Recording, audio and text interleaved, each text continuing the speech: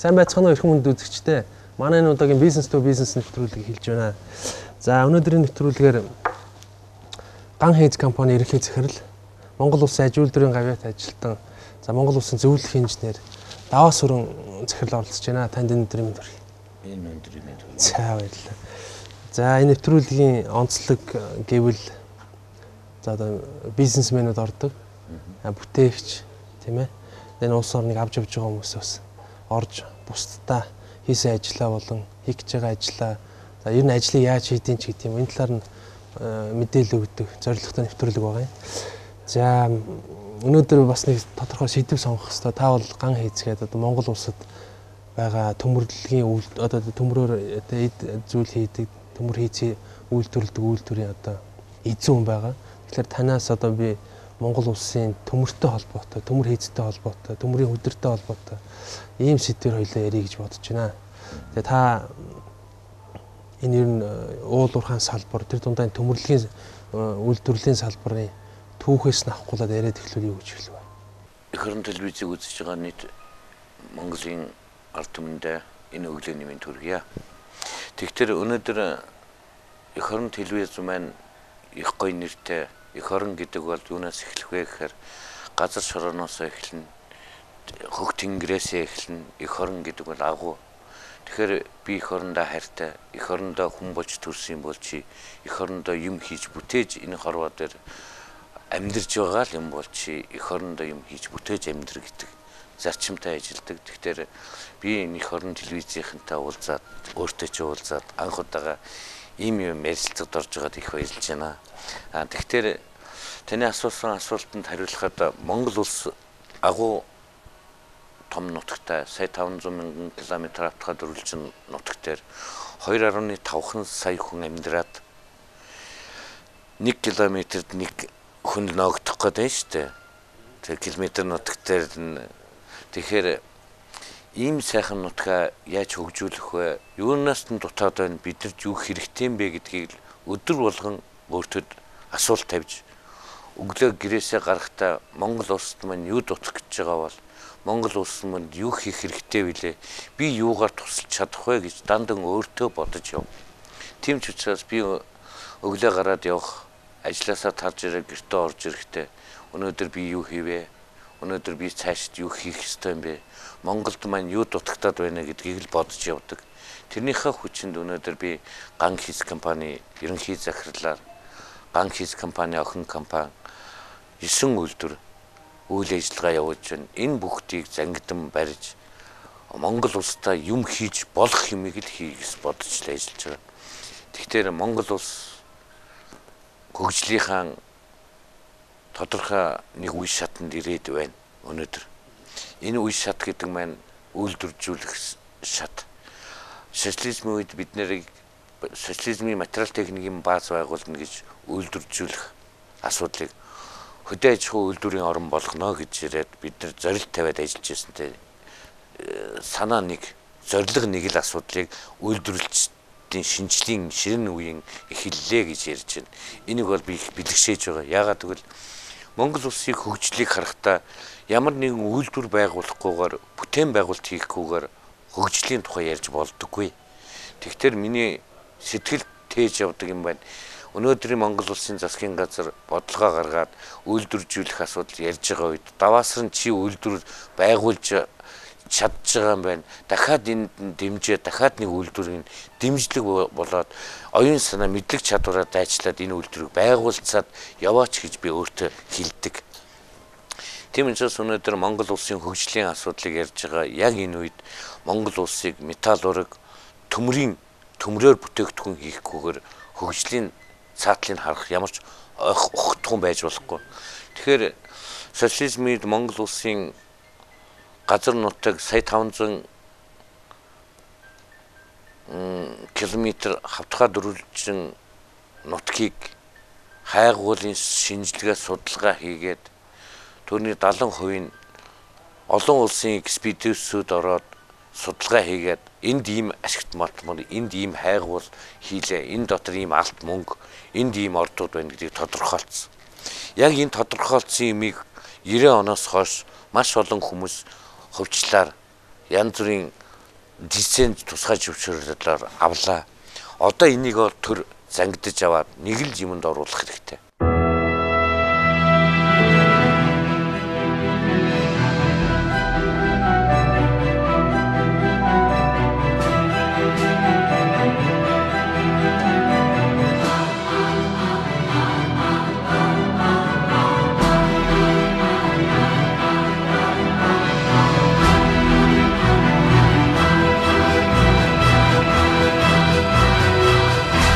Is the home of the Mont Blanc manufacturer. Монгол улсын хайгуул судалгаагаар улсын төсвийн хөрөнгөөр хайгуул судалгаа хийсэн бүх орд газруудаа улсынхаа мэдэлд аваад за одоо энэ дээр энэ үйлдвэрийг төшөглөөд энэ газарт орох баялаг төшөглөөд ийм үйлдвэрүүдийг Монгол улс байгуулъя. Эхний өнгөрсөн засгийн газар дээр оюун толгой гэрээ хийгээд бүх ажиллагаа эхлүүллээ. Агуу том дэлхийд эхний 5-д орох том бүтээн байгуулалт эхэлжлээ. Энэний хажуугаар ч Монгол улсад өшөө ганцхан энэний хажууд төмрийн том ордууд байна. Өнөөдөр Дархан Сэлэнгийн бүс нутаг, Говийн бүс нутаг, Дорнот зүүн бүсэд, баруун бүсэд төмрийн хөдрийн маш том орд газрууд байж байна. Энэ том орд газруудыг ингээд судалгаагаар харьцуулаад үзэхэд нийт ойролцоогоор 700 гаруй сая тонн төмрийн хөдрийн нөөц орд газар илэрчжээ. Одоо ингэвэр юу хийх ёстой юм бэ? Өнөөдрийн байдлаар нэг хувийн компани тэр төмрийн хөдрийн орд газрыг гадаадын компанитай орж ирээд баяжуулаад шууд төмрийн хөдрийг тэр чигээр гадаадад $43 гаргах уу? Эцсийн бүтээгдэхүүн болгоод бүх юмаа өөрсдөө хийх үү гэдэг асуудлыг төр хатуу бодлогоор барих хэрэгтэй болчиход байна.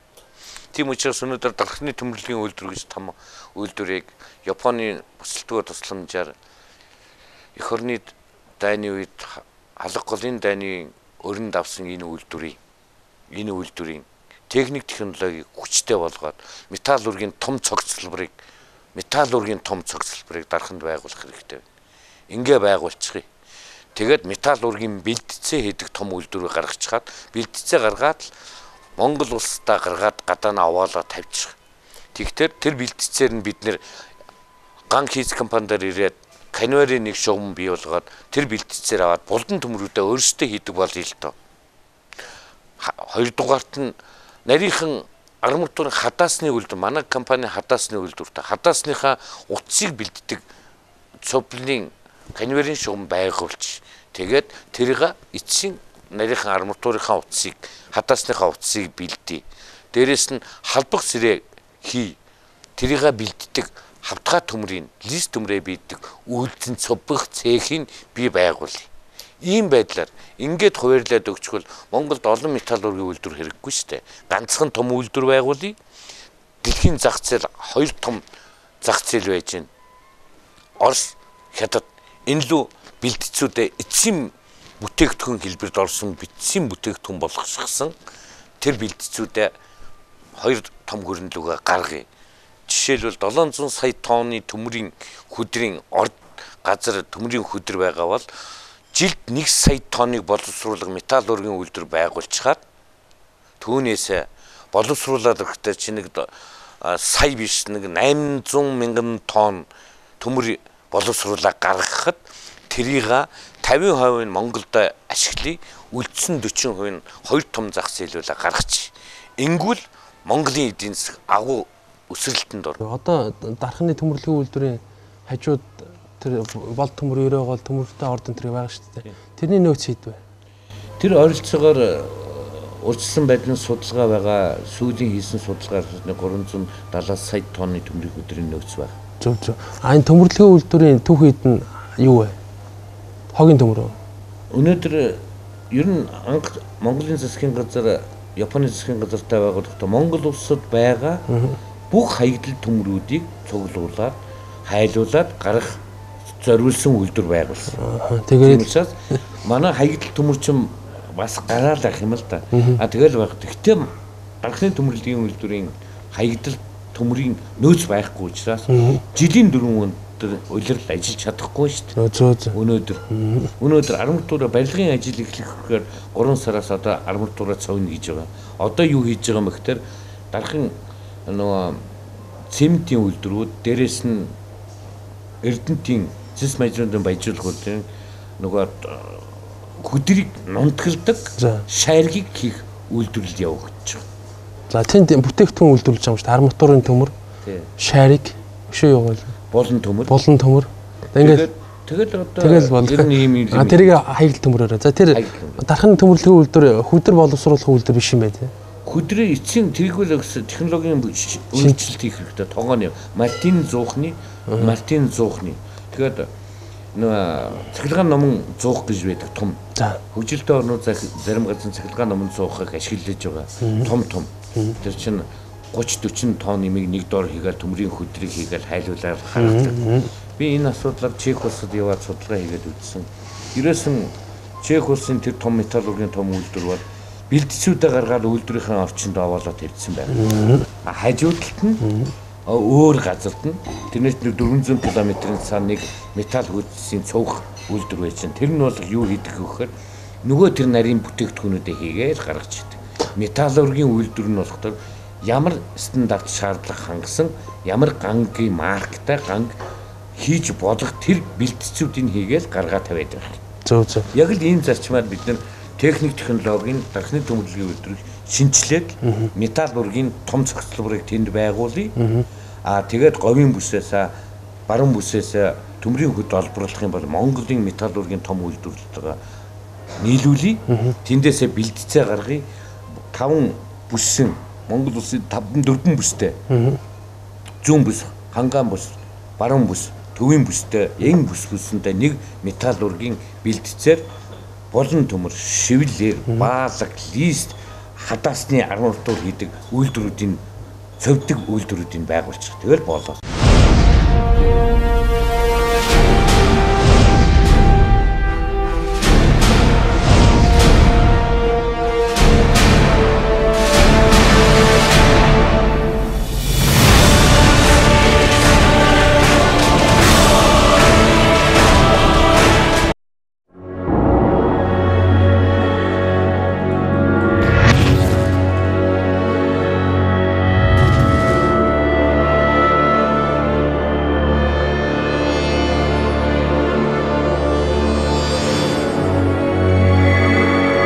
Reservation has been made, sir. You're welcome.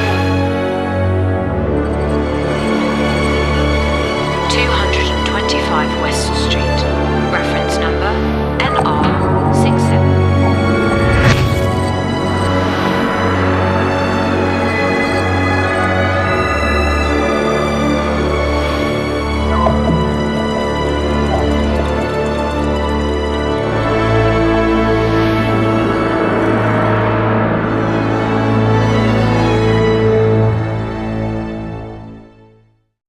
Танай үйлдвэр одоо юу хийж байна?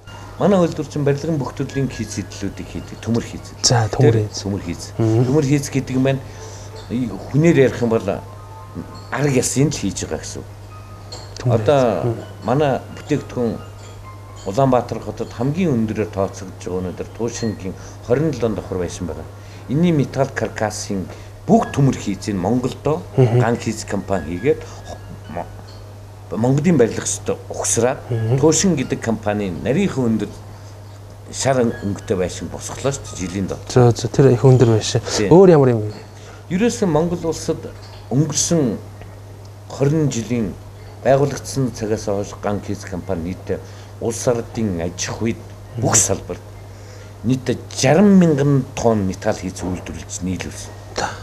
Хамгийн их нь Японы хөрөнгө оруулалтаар 4-р цэглэгээ станцын шинжилгээг хийхэд Японы засгийн газрын хөрөнгөөр хийгдсэн тохиолдолд Япончууд ган хийц компанидэр ирээл технологийн болон стандарт бус тоног төхөөрөмжөөр ган хийцээр хийлгээл аваад эндээ өгсөж. За 4-р цэглэгээ станцын шинжилгээний асуудал дээр нөгөө халуун хүүдэн хоолой агаар дэмжүүлэх хоолойны үндсэн хийцлэн ган хийц компанидэр үйлдвэрлээл Италичууд аваацраад өгсөрсөн.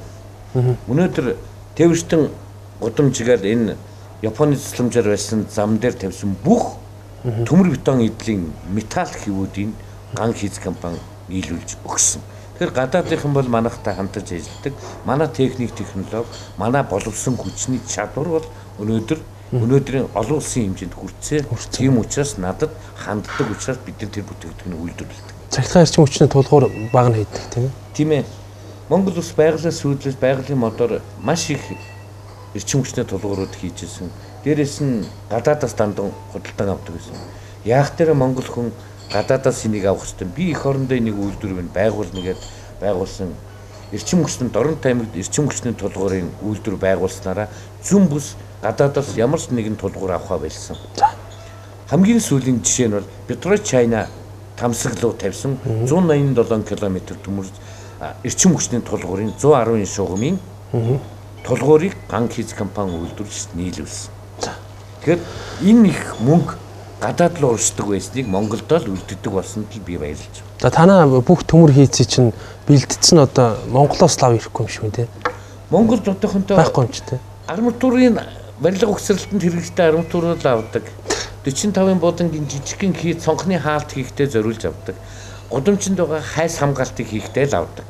Бусд нь бидний хэрэгцээг хангахгүй гаацын хийцийг хийхэд хүрдэггүй. За.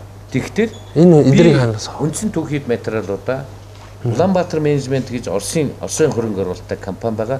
Оросын холбооны улсаас бүх төмөр материалуудаа нийлүүлж Монголд нийлүүлдэг. Энэ компаниар дамжуулаад худалдаад авч. Хэдөө байна аа? Нэг 40% авч байгаа. За үлдсэн. Үлдсэн 40% нь Хятадаас авдаг. За бусдаа авир бүтээгдэхүүн нь болох дээр чинь дотоод янз бүрийн ажлуудаар арматур тэр гагнуурд зориулсан маш нарийн тоног төхөөрөмжүүдээ болохдоо Хятадаас авчих.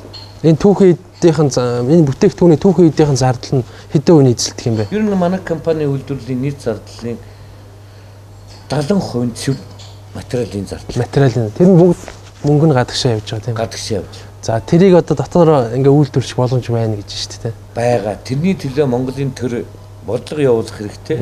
Тэр их мөнгө. Тэр одоо ганцхан жишээ нь хэлж байна шүү дээ. Монгол улсад нийтдээ жилдээ 42 мянган тонн металл ашиглалт хэрэгжилж юм хийдэг янз бүрийн бүтээгдэхүүн хийж хүмүүс. Тэрнийхээ би 25% нь би Монголдо үйлдвэрлэж ханган нийлүүлж байна. Үндсний дандаа гадаадаас авч штэ. Тэр Монголдо хийх хэрэгтэй. Бид нар энийг Монголдо хийхин төлөө зорно. Тийм учраас би өнөөдөр Ганг Хийц компанийнхаа техник технологиг шинжилээ. Эх ондоо багтаагаад Монгол Улсын хөгжлийн банкнд төслөө оруулсан байгаа. Эх онд шийдчихвэл би жилдээ 12 мянган тонн металл хийж үйлдвэрлэх чадaltaй. 270 давхар байшинг барих боломжийн тийм төмөр хийцийг хийдэг үйлдвэрийг л биендээ байгуул. Зөв. Хичнээн метр байшингаас дээш төмөр хийцэр хийдэг лээ. 100 метрээс дээш нь металл хийцэр хийх ёстой. Тэгээд одоо тийм юм байхгүй болоод ч юм уу. Эсвэл тийм шаардлага байхгүй нь өндөр байшмаар. Өнөөдөр Монгол улс хөгжиж байгаа шүү дээ. Тэгэхээр заавал хийж таараа. Тэгэхээр Монгол улс заавал хөгжиж л таараа. Өндөр байшин барьлаа. Нэг навдхар байшин Улаанбаатарын төвдөө бариад байсан дээрөө өндөр байшин болоод тэнд ямар олон хүн байршуулах уу гэдгийг бодох хэрэгтэй шүү дээ. Тэгэхээр Улаанбаатар хотод одоо газар байхгүй шүү дээ. Бүгдээр хөвчлээд авцсан байшингууд барьсан. Энэ жижигхэн байшингуудыг намхан 12 давхар хүртэл байшингууд баригдаад одоо энийг шүү дээд талд нь одоо хуучин 40 мянган байшингуудыг нураагаад өгөхөөр тэнд өндөр 100 давхар байшингуудыг бариллаа.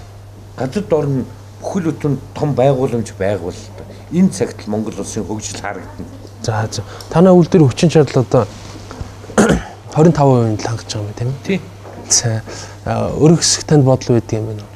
Тийм. Яг би түрүү хэлсэн Монгол улсын засгийн газар дунд хугацааны хөгжлийн хөтөлбөр гэж нэгмийг өнгөрсөн засгийн газар баталсан, улсын их хурлаар баталсан. Одоо энэ их хурл энэ дунд хугацааны хөгжлийнхаа хөтөлбөр хэрэгжүүлээд залгамжлаад аваад хөгжүүлэх явж байна. Яг энд нь Ганг Хийц компани ямар үйлдвэрийг яаж өргөдөх вэ, юу хийх вэ гэдэг асуудлаа оруулсан яваа. Энийг засаг төртэйгээ хамтраад өргөтгөлөө хийчихвэл ямар ч байсан Хятадаас гадаадаас барилгын төмөр хийцийг зөөхөл болно. Энэ дээр эх орондоо хий, эх орноо хөгжүүлье. Гадаадынх нь тижихэ болъё.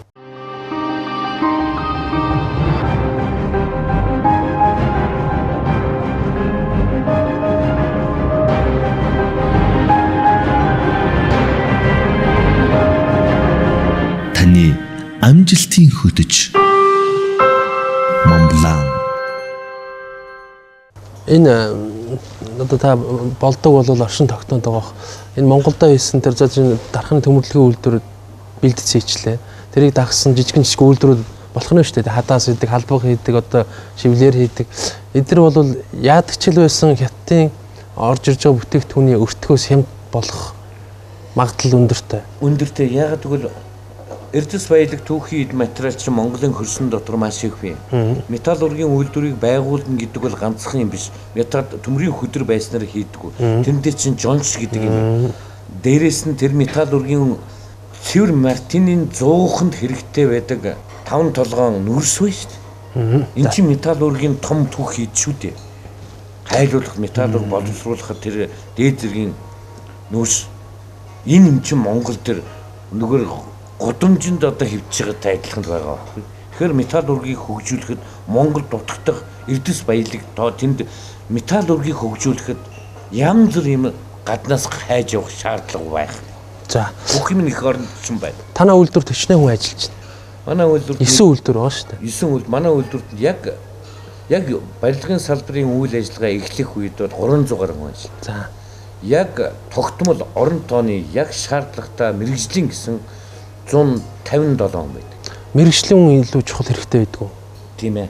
Тэр хүн одоо байх уу, бэлдэх үү? Ирээдүйд томруулах яах вэ? Ганц хийц компанийн хувьд бол хүнээс царай алдаж амьдэрдэг нэг бодлого баримтлаар явдаг учраас яагаад гэвэл миний боловсон хүчин миний ажилчид бол манай бүтээгдэхүүн байдаг. За. Манай компани дээр чинь сургалт үйлдвэрлэлийн төв байдаг юм шүү дээ. За. Барилгын бүх төрлийн металл хийж гагнуурчныг бэлтгэдэг, сургалдаг, сургалтын төв нь сургалтын үйлдвэр бааз нь бүгдээрээ байгаа. Манай инженерүүд, манай ажилчид сургалт явуулах төр хүмүүс аваад би чадaltaй хүмүүс аваад үлддэг. Муу хандсан ажил муу хийжсэн сургалтанд муу сурсан хүмүүсийн тэрэнд нь тохирсон үнэмлэхийн нөгөө л гаргадаг. Зөв зөв. Тэгэхээр би өөрийнхөө боловсон хүчнийг өөрөө бэлддэг. Дээд боловсролын салбар энэ чиглэлээр сургаж байгаа дээд сургуулиудаа яриад тэр инженерүүдийн сонгоод өөрсөндөө аваад энэ жил манай дээр 5 сайхан инженерүүд ирсэн. Барилгын угсралтын, барилгын материал үйлдвэрийн чиглэлээр хүмүүс ажиллаж байгаа. Тэр хүмүүсээ би өөрөө сургадаг учраас өшөө боловсронгоо яг үйлдвэрлэл дээр гагнуур гэж юу юм бэ? Гагнуурыг юунаас эхлэх вэ? Гагнуур чинь хүн ямар шаардлага хангасан байгаа? Үйлдвэрлэл нь явж байгаа учраас бүх юмаа сургалтын дээр хамруулаад заагаад өгчдөг. Тэгээд сайн боловсон хүчин. Тэгээд хаяа нэг удаа зовлонтой сургасан боловсон хүчнээ алддаг л нэг муу талтай. За, тийм л баг таа. Энэ түүхийн эд чинь стандартынхаа дагуу ер нь тий олон улсынхаа норм орж ирсэн энэ хийцүүд чинь ямар стандарт баримталдаг юм бэ? Энэ олон улсын стандарт баримталж чадах уу? Ер нь манай компани бүтээгдэхүүн үйлдвэрлэх зарчим нь олон улсын шаардлага хангасан бүтээгдэхүүн үйлдвэрлэхийг зорддог. За. Тэгэхээр ганц хийц компани дээр чинь барилгын төмөр хийцийн талаарх бүх стандартыг манай үйлдвэр дээр анх боловсруулаад батлагдаж Монгол улсад мөрдөгдөж байгаа. MNS. Тийм, MNS.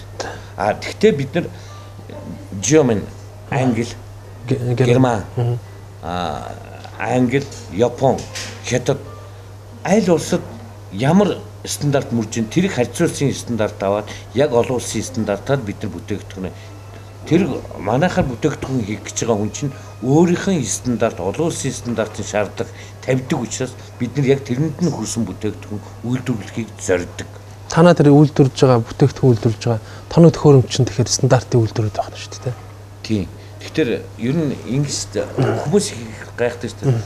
Би одоо бол 15 хүн ажиллаад 12,000 тонн том өндрийн каркасыг хийдэг үйлдвэр байгуулах гэж байна шүү дээ. Тэр бол автомат төхөөрөмжтэй, автомат шугамуд байгуулчихна. Гэтэл энэ хүний толгойноос тэр програмчилсан юмнаас илүү гарна гэдэг юм бол огтхон байж болохгүй. Хүн гэдэг юм төргөн ээлжинтэй хүн өшөө боловсронгуй болгодог учраас манай хүмүүс тэрнээс илүү чадaltaй байх хэрэгтэй. Манай гараараа нэг зүгээр техник бол техник. Манай ажилчид тэр техникс илүү чадaltaй байхыг л зорддог. Тэгжээж олон улсын хэмжээний юм үйлдвэрлэх ёстой. За та өөрийнхөө талаар жоох яриач. Та яагаад энэ ган хийцэд орчих вэ? Ямар боловсрал хаана ийсэн шүү дээ. Үгүй ерөөсөн товчхон хэлэхэд би нийслэлийн Улаанбаатар хотын 6 дугаар 10 жилийг 76 онд төгссөн. Оросын холбооны улсын Свердловск хотод Уралд барилгын инженер, металл энэ үйлдвэрийн ба иргэний барилгын металл конструктор инженерээр төгссөн. Тэгэл төгсч ирээд энэ үйлдвэрийн сантехник нэгдсэн үйлдвэр гэж байхад би инженерээр орсон. Өнөөдөр энэ үйлдвэр маань сантехник нэгдсэн үйлдвэрээс өрх тусгаарлаад барилгын төмөр хийцэн үйлдвэр байгуулагдсан. Би тэр үйлдвэртээс өнөөдөр хүртэл ажиллаад байж байна. Өөр газар үйлдвэрийн газар ажиллаж үзээгүй. Ямар байдгийг ч мэдэхгүй. За та нэг түрүү сонирхолтой юм шиг та мөөг тарьдаг гэсэн яагаад тарьдаг болсон? Тэгээд би ганцхан юм. Би их оронтой хайртай учраас их орныхон төлөө ажиллах хэрэгтэй.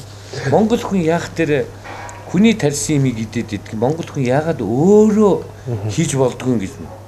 Гадаадд очиж явжс нэг айлд орсон чинь үүднээсээ мөөг ургуултад тавьчаас дээд зэргийн хоол гараараа надад хоол хийгээд өгтөр нь энийг яаж хийж ийн гэсэн ингэж хийж ийн. Тэгвэл энийг би Монголд авчраад байгуулна гэж үйлдвэр байгуулсан. Тэгсэн үү? Ямар хүчин чадалтай юм байна? Энэ бол хүчин чадлыг өшөө том болгож байна. Болно тийм ээ. Тэгтээ манад борлуулалт байхгүй байгаа.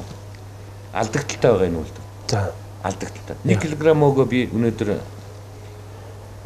8000 төгрөгөөр жишгэлэнгийн худалдаа өгч төгж байгаа. Sky төв дээр Mercury Баянгол оргил худалдааны төв дээр ган хийцэн мөөг байна уу гэхэд ган хийцэн мөөг тэмдэл зарагдаж байна. Тэгэхээр тэр мөөгүүдээр савлцсан байгаа ган хийцэн яарлагддаг. Тэр мөөгийг аваад ид амтын үз Монгол хүн хус модноос ургадаг мөөгийг гаршуулаад үйлдвэрийн орчинд ургуулад ард түмэндээ хүргэж. За таач мундаг. Энэ танай компани чи хувьчаад компани тийм ээ. Хувьчаад компани. За та хэдэн үний эзэмшиж байна? Ган хийц компани дийлэнх олонхын эзэмшдэг. Тэгтэр ган хийц компани нийт хувьцаа эзэмшсэн 112 хүн байна. Зөв. Тэрний нэг нь би.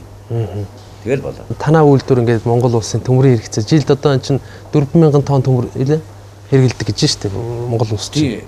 Тэрний та 42000 тонн. Тэрний 25%-ийн 25%-ийг би үйлдвэрлэж өгч байна тийм ээ. Таныг сая ингээд таач одоо мундаг олон үйлдвэр барайл яваад их. Одоо сая ингээ өргөдөхлөөр Монгол улсаас ямар дэмжлэг тусцаа үзүүлэх гэж тохирчоо. Тэрийг жоохон дэлгэрэнгүй ярих. Ингээд ойлгоцох хэрэгтэй. Ган хийц компани бүтээгдэхүүн үйлдвэрлээд эргэлтийн хөнгөө үйлдвэрлээд ингээд бүтээгдэхүүнөө үйлдвэрлээд явж байхад чинь эн чинь миний тулга торьсон л ажил болоод байгаа. За. Хэрвээ миний нэг үйлдвэрийн нэг ганцхан тоног төхөөрөмжийг л хайчныхаа машиныг би үйлдвэрийн тоног төхөөрөмжийг худалдаж авахад $56000. За. Автогад гагнуурын машиныг худалдаж авахад $1,22000. Ингээд хоёрхан машин дээр $150,000 болчихлоо шүү дээ. Би энийхээ жилийн ашгаасаа энийг худалдаж авах гэх юм бол надад хүндрэл гарна. Би үйлдвэрээ бүр яах хаалгаа барих уу гэж бодно. Тэгээ эргэлтийн хөрөнгөөс тусгаарлаад ингээд юм хийнэ гэхтэр болохгүй. Ашгаасаа гаргаад хийхдээ чинь тийм их хэмжээний ашиг надад гарч ирэхгүй байна. Яагаад гэвэл би чинь ашиг гараад ирвэл хажууд нь өөрөө чинь хэллээ тэр мөөгний үйлдвэр, хадаасны үйлдвэр гэж янз бүрийн үйлдвэр байгуулад байна шүү дээ. Тэр үйлдвэрийн чинь хэмжээ тоног төхөөрөм чинь бага учраас, өртгөн бага учраас тэрэн зориулсан мөнгөө жилд олсон ашгаа ерөөсөн энэ үйлдвэр байгуулъя гэдэг юм л зарцуулдаг. Түүнээс биш өөр том үйлдвэрийн тоног хүчтэй үйлдвэр болгоё гэхдээ хүрэхгүй байна. Тийм учраас хүрэхгүй байгаа учраас Монгол Улсын засгийн газар хөгжлийн банкнд Монгол Улсын хөгжлийн яамд асуудлаа тавиад би ийм юм хийж чаднаа, ийм юм хийгээд байна. Өнөөдөр Монгол улс хөгжих гээд байна. Монгол улсад ийм гадаадаас тээвэрлдэг, ирдэг, энэ төмрөөр хийдэг бүх юмыг би их орондоо үйлдвэрлэе. Надад боловсон хүчин байна. Манай ажилчид байна. Миний ган хийц компани ажилчид маань миний бурхан байхгүй юу? Эдгээр чинь энэ ган хийцийг авч явдаг болохоор эднэрийнхээ өшөө боловсронгуй технологи дээр өшөө боловсронгуй орчинд ажилуулад хөдөлмөрлөд өндөр цалин аваад энэ хүн болгоны маань амьдрал дээшлэн энийхээ төлөө би явмаар байна шүү дээ. Тийм учраас Монгол улсын төрмийн надад урт хугацаатай баг хүтэ зээл олоод байгаа учраас би энэ үйлдвэрээ шинжилчихье. Ингээл Монгол улс гадаадаас нэг тулгуурынхаа төмрийг битгий авах гэлтэй. Бид нэр өөрсдөө хийгээд хариуцлагаа бий хүлээе. Гэтэл гадаадаас авсан хүмүүсийн хямдхан үнэтэй очиж авчирч ирчихээр өнөөдөр хүчтэй салхи хөдлөөд эрчим хүчний шугам нурчих дээр салхинаас болоод нурчлаа гэж яриад суужрж болохгүй шүү дээ. Хариуцлага нь энэ хүн хийсэн, энэ Монгол улсад ган хийсэн даваасрын хийлээ. Энэ даваасрынгийн хариуцлага тоо өрийн дүр улсын хохирлогоо болгоод гэлж хариуцлага тооцож явах хэрэгтэй. Тэгэхээр чин авт мэд хятадаас юм гадаадаас авсан юм эвдрээд унах төр хэн хариуцлага хүлээж өгөхөр миний улсад өгсөн татврын мөнгөөр төр дахин засуулаад хариуцлага хинээ тооцохгүй сууж байгаа шүү дээ. Яг ба. Энийг бол. За энэ дархны төмөрлөгийн үйлдвэрийг өргөдгөх хийж бэлдэх энэ үйл ажиллагааны яриа явагдаж байна энэ хизээ юм болох. Ер нь би дархны төмөрлөгийн үйлдвэрийг их анхааралтай авдаг.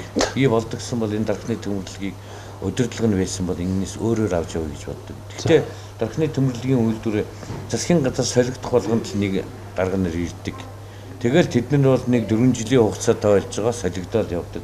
Энэ Монголын ирээдүйн маргааш шиг 20 жилийн дараа 30 жилийн дараа Монгол улс металлургийг хөгжих юмшүү гэдэг талаар зоригтой шийдвэр гаргаад өөрчлөлт хийх юм байхгүй. 90 оны өмнө ямар байсан дархны төмөрлөгийн үйлдвэр өнөөдөр яг тэр чигээрээ л байгаа. Нэмэлт хөрөнгө оруулалт хичнээн төгрөг шаардж байгаа шүү. Дархны төмөрлөгийн үйлдвэрийн техник эдийн засгийн үндслээ боловсруулаад яг тоочны мэт нэг 160 сая доллароос 300 саяын хооронд металлургийн техник технологийн бүх юмын Мартины нөгөө эцсийн бүтээг металлургийн том үйлдвэр байгуулах техник үндслээ боловсруулсан байна.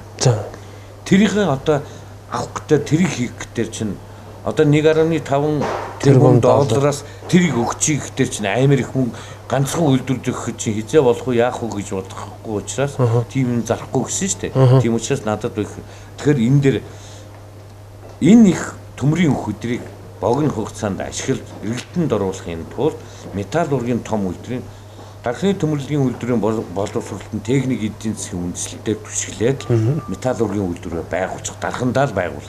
Өөр том үйлдвэрүүд металлургийн үйлдвэр тэрэггүй шүү. Ганцхан энийг төр зэрэг хүчтэй зоригтойхон шийдвэрэл гарах болоо. Тэгвэл Монгол улсын металлурыг өөр миний өнөөдөр тэр хадаас хийх төмрөө хөөрхийн амтд бид нар хиймээр байна шүү дээ. Тийм ээ тийм. За эрхэм үндсэгчтэй манай нэвтрүүл ингээд өндөрлж байна. Өнөөдөр даваа сүрэн захирал оролцлоо. За энэ төмөр хийц гэдэг араам гэдэг энэ одоо баг хөгжлийн араам юм дээ бас тийм. Төмөр гэдэг бол хамгийн чухал аливаа улсын хөгжлийн бас араам нь болж өгдөг. Тэгээд танаас өөр одоо ингээд олон мэрэгчлэлтэнгүүд, зөвлөхүүд, компани удирдлагууд байгаа юу? Цөөхөн. Тэгтэр бүтээн байгуулагч нар байгаа тийм. Байгаа. Тэгтэр ер нь Монгол улсад юм бүтээн байгуулж хийж байгаа энэ чадварлаг хүмүүсээ төр одоо ашиглах цаг нь болсон. Өнөөдөр улс төрөөр шоу хийгээд явсан хүмүүс төрд очиод ажиллах хийхдээ 4 жилийн настай 4 жилийн бодлого боловсруулдаг. Энийгээ бойл.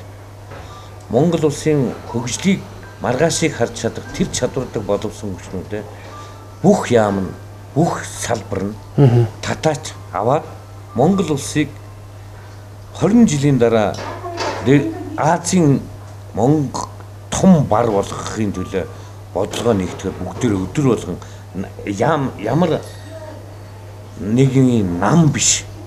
Юус намын тухай ярихгүйгээр нам эвслүүдийн бүгд нэгдээд яг бүх чадварлаг хүмүүсээ нэгтгүүлээд бодлогоо боловсруулаад яг 2025 онд Монгол улс ийм улс болно гэж зарлжгаад нам эвслүүд тэгэл хоорондоо үзэлт хөгжлийнхөө төлөө үз.